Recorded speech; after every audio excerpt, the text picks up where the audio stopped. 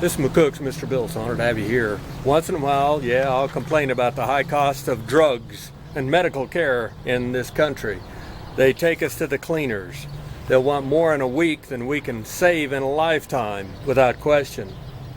But if you think they're the only entity and the only corporations that are out for blood to take every drop you've got, you'd be mistaken. I own a 2005 Trailblazer, and it has been a good workhorse for my family, to say the least, over the years.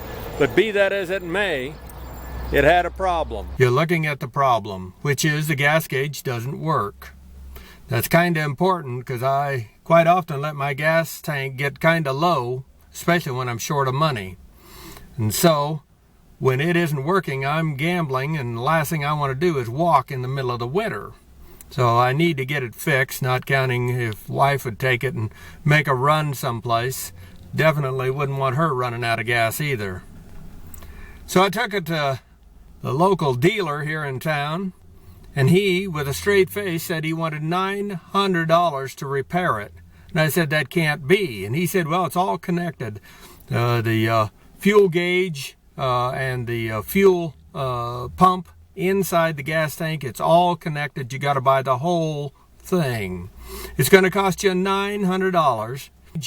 Now, I replaced my fuel gauge, I suppose 35 years ago, and if I remember right, for under a $30 bill. Did the work myself because the vehicle was old and simple to work on.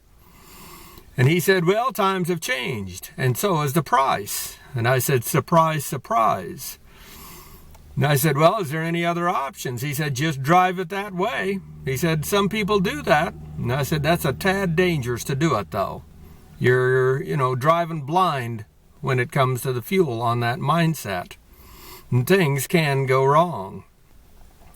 And so I then went to an independent dealer here in town, and he said, well, I'll do it for $600.